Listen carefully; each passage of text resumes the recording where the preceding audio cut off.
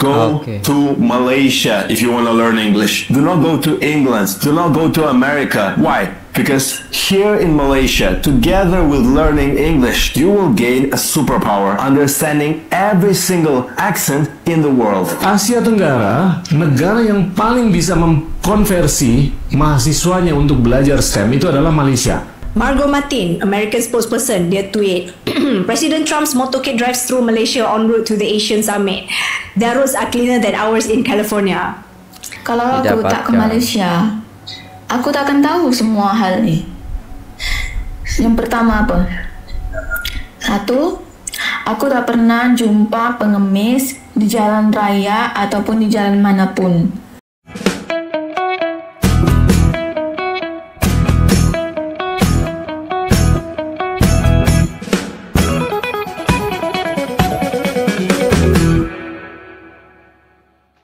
Assalamualaikum warahmatullahi wabarakatuh. Jumpa lagi dengan saya guys, Cak Mujib. Gimana kabar teman-teman semua? Semoga sehat selalu dalam lindungan Allah Subhanahu wa taala, dijauhkan dari segala mara bahaya, malapetaka, bencana dan bala serta berbagai macam penyakit. Amin amin ya rabbal alamin. Netizen mereka berkata bahwasannya Malaysia itu lebih miskin daripada Indonesia, ya kan? Tapi kenyataannya guys, kenapa di Malaysia tidak ada pengemis sedangkan di Indonesia banyak pengemis guys? Iya, kenapa gitu loh guys ya. Nah, di sini kita akan reaksi sebuah video ya guys yang sangat menarik sekali, bagaimana istilahnya cerdas dan disiplinnya orang Malaysia sehingga dunia itu tahu bahwasannya Malaysia adalah negara yang patut dicontoh. US pun berkata seperti itu ya guys ya. Gila sih guys ya.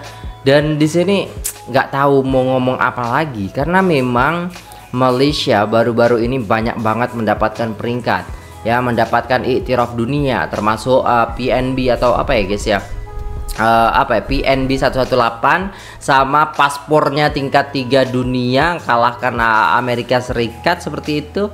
Dan itulah ya prestasi yang dimiliki oleh Malaysia, dan ini ternyata yang dilakukan oleh rakyatnya, sehingga bule-bule ataupun orang luar yang datang ke Malaysia itu mengungkapkan hal yang membuat kita itu shock gitu, membuat kita itu kok bisa gitu loh guys ya, Malaysia melakukan itu. Oke, buat teman-teman yang mau belanja silahkanlah klik-klik dulu ya kan linknya, teman-teman bisa lihat-lihat dulu ya kan. Yang penting lihat dulu guys ya, mau teman-teman apa namanya ada jilbab di situ diklik aja, yang penting masuk dulu di linknya Cak Mujib, dan nanti belanjanya setelah nonton video juga nggak apa-apa ya teman-teman sekalian. Oke, tanpa berlama-lama jom kita simak videonya, let's go. Asia Tenggara, negara yang paling bisa mengkonversi mahasiswanya untuk belajar STEM itu adalah Malaysia. Malaysia 40%, Singapura 36%, Indonesia 20 sekian persen, 22 atau 23%. Ini nggak mungkin. Kalau kita menggunakan pendekatan Malaysia 40% aja, kolamnya ada 70 juta, yang di bawah 15 tahun dikalikan 40%, 28 juta, dibagi 250.000 produk STEM setiap tahun, itu aja tetap 110 tahun. Sedangkan kita mendengar banyak sekali narasi atau retorika untuk membuahkan keemasan di tahun 2045, hanya 20 tahun dari hari ini.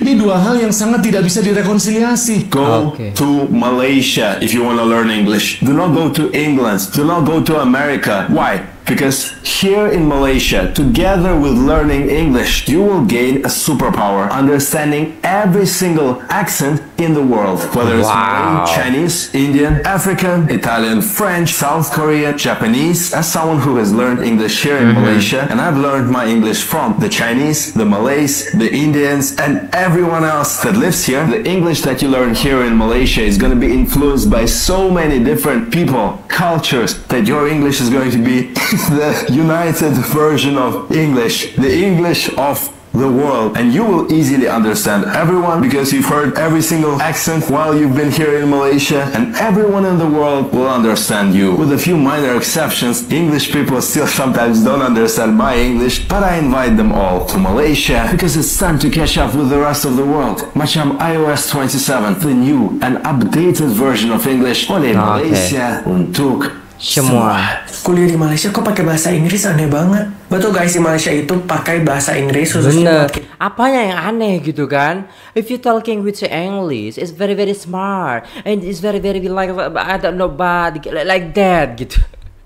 Kalau orang Indonesia komen ya kan, kuliah di Malaysia kok pakai bahasa Inggris, aneh banget. Apanya yang aneh ya kan? Ya kan negara-negara yang pendidikannya bagus pasti pakai bahasa Inggris. Kalau teman-teman sekolah di international school, you speaking English, you listen the study with your teacher is talking with English ya. Like that lah. Kalian tuh harus tahu lah, di Indonesia tuh banyak sekolah-sekolah internasional ya ataupun pondok-pondok modern yang mana pembelajarannya itu pakai bahasa Arab dan bahasa Inggris dan tidak menggunakan bahasa Indonesia. Bahasa Indonesia digunakan ketika mereka belajar bahasa Indonesia, dan percakapan ketika saya di fil ma'had di pondok dulu natakallam bil lughatil arabiyyah fi usbu'ain wa natakallam bil lughatil injiliziyyah wa fi usbu'ain. Jadi kita belajar di sana itu tidak pakai bahasa Indonesia, pakainya bahasa Arab, gitu guys. Itu.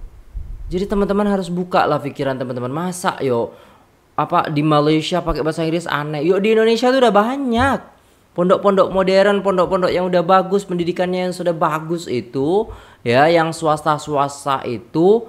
Mereka itu pakai bahasa Inggris guys, penjelasannya mereka itu pakai bahasa Inggris, pelajaran mereka itu pakai bahasa Inggris, ngomongnya setiap hari ya pakai bahasa Inggris ketika di sekolah gitu loh.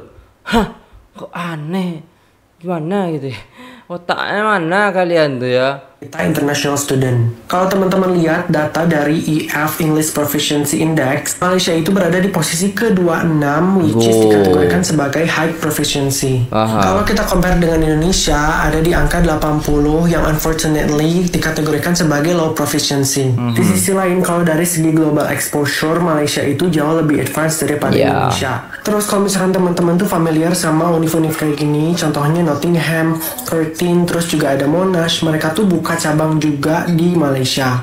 So, kuliah ke Malaysia itu butuh TOEFL atau IELTS. For your information, kuliah di Malaysia, even buat orang lokal pun itu mereka udah pakai bahasa Inggris.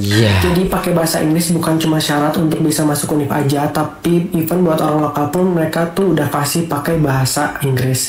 Correct me if I'm wrong. Nah gitu. Kan orang lokal aja udah pandai bahasa Inggris. Makanya bule tadi mengatakan bahwasanya kalau mau belajar bahasa Inggris gak perlu ke Amerika, gak perlu ke England, gak perlu kemana-mana, cukup ke Malaysia. Karena di sana bisa belajar banyak logat, ya kan? Di situ ada Chinese, ada India, ada Melayu, ada juga bule-bule yang di sana. Saya kira sama kayak di Indonesia, cuman bahasa Inggris di Indonesia ketika kita talking with English language, ya kan? Nah, kita itu dibilang so Inggris, ya kan? Kita dibilang so Inggris. Idzan natakallam bil lughatil arabiyyah. Terus mereka bilang apa? So Arab loh. Salah semua guys, makanya kita gak maju-maju. Otak-otak yang seperti itu yang gak pernah maju guys, ya. Kalau di Malaysia dia terbuka, wawasannya terbuka. Makanya ketika kita pernah merantau ataupun pernah belajar di luar negeri, itu bisa membuka pikiran kita, minda kita, supaya kita itu lebih terbuka lagi dengan wawasan, pengetahuan, bahasa dan lain sebagainya. Karena kalau kita hidup di Indonesia aja guys, ya udah gitu-gitu aja, ya. So Inggris lah, so Arab lah, so pintar lah, so semua gitu kan. Padahal itu di negara luar udah menjadi sebuah kebiasaan, ya.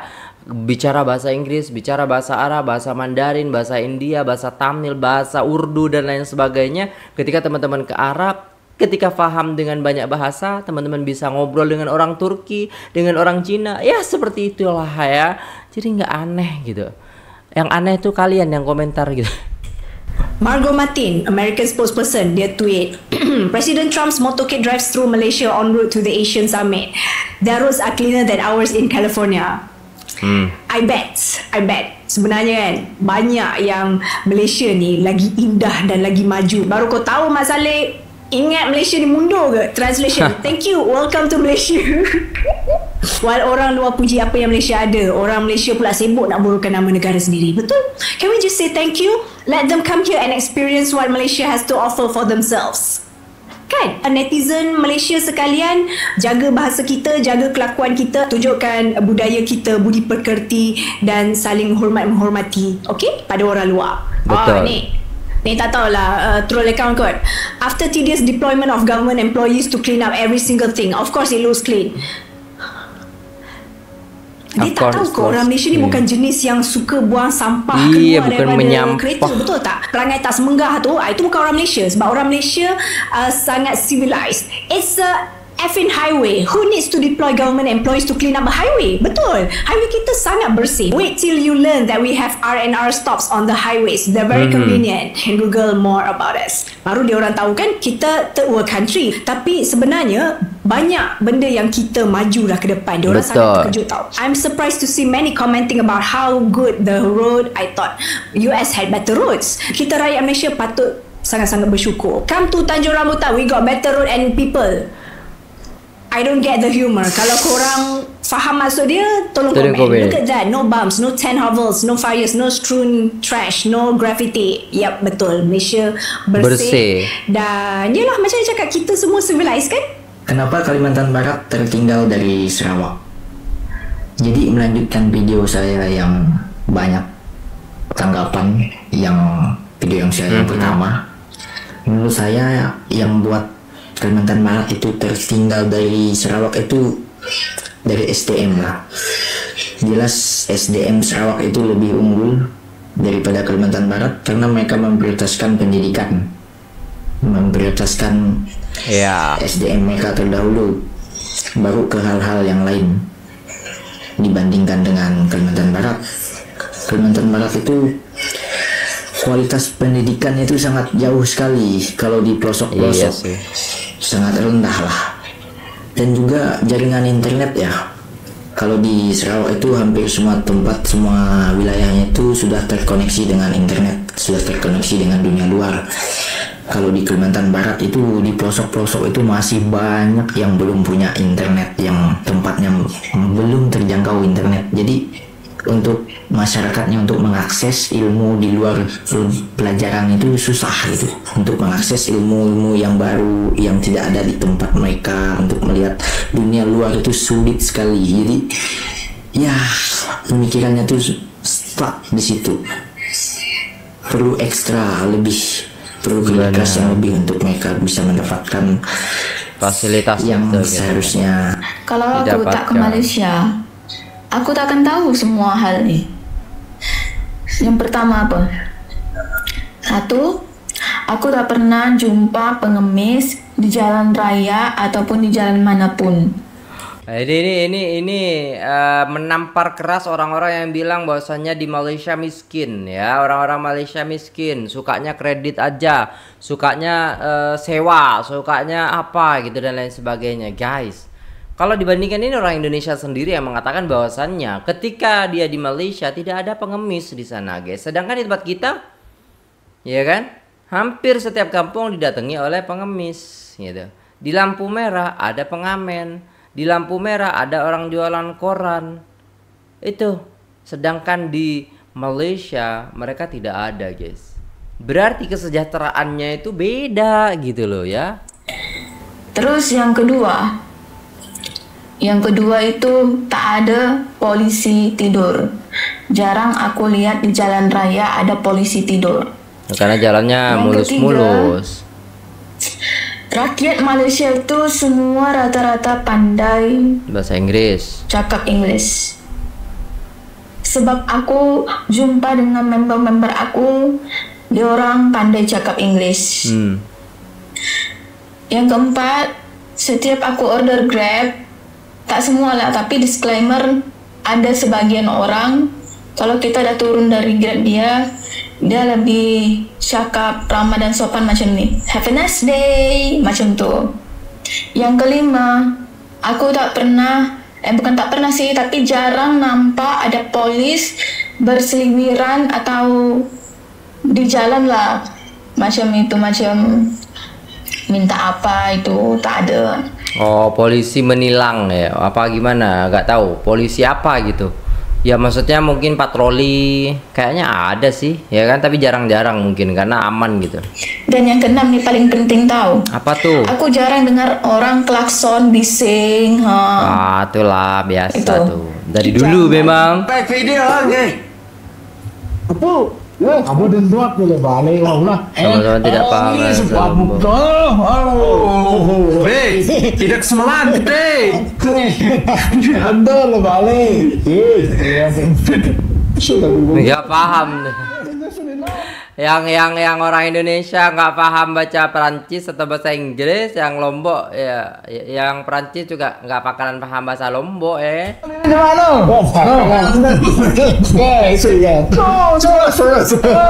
Udah bau datang atas biar aku tombuang dari kita be. This one? No. Telkomsel. Telkomsel. Waduh, gak paham juga.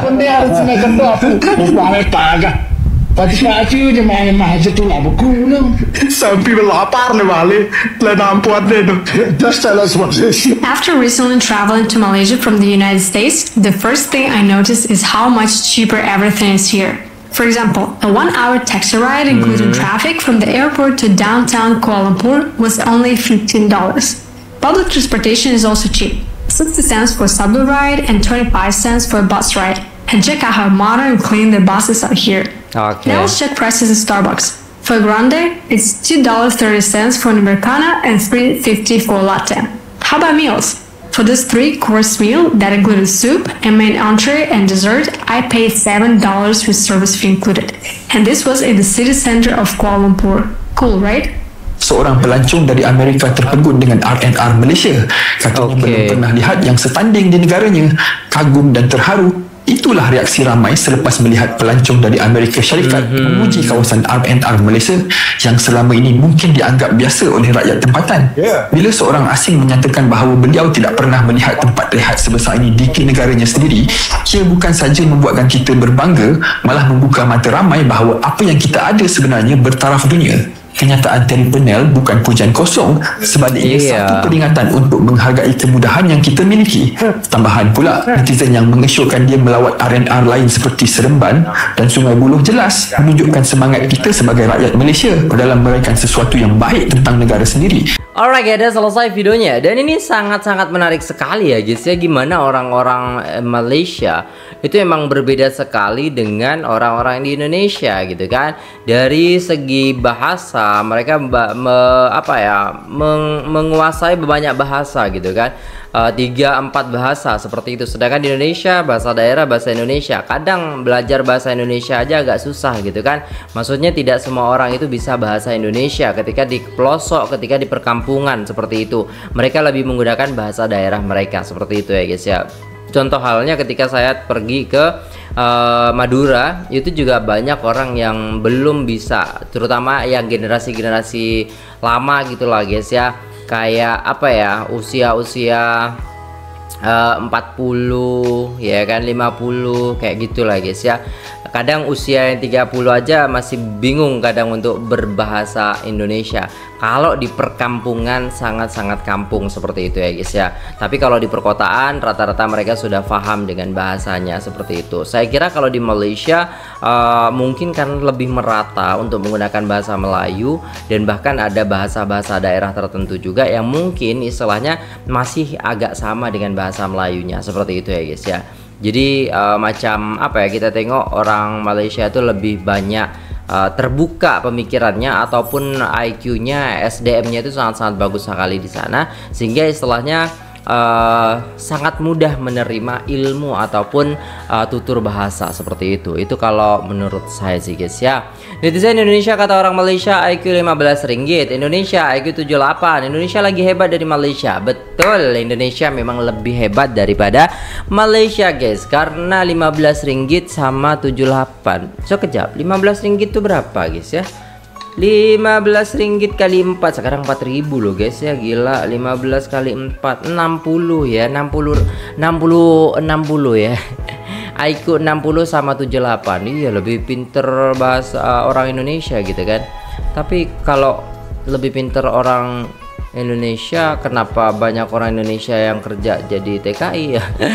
nggak nyangka gitu loh guys ya, bisa seperti ini gitu kan, bisa melihat istilahnya bagaimana di Malaysia itu banyak sekali bule-bule yang memuji gitu loh guys ya, bahkan mereka melihat R&R ataupun bisa rest area lah dibandingkan dengan negaranya sendiri. Kalau saya lihat R&R di Indonesia juga tidak kalah bagus untuk sekarang ya guys ya, karena awal-awal tol itu jadi daripada Solo ke Surabaya itu biasa saya kan berhenti di rest area, itu biasanya jorok kotor gitu kan, tapi kemarin saya baru balik dari sana juga ya, selain sekarang sudah bersih banget dan mantap gitu loh guys ya. Di Malaysia memang tak ada polisi tidur, sebab dia orang tidur kat rumah.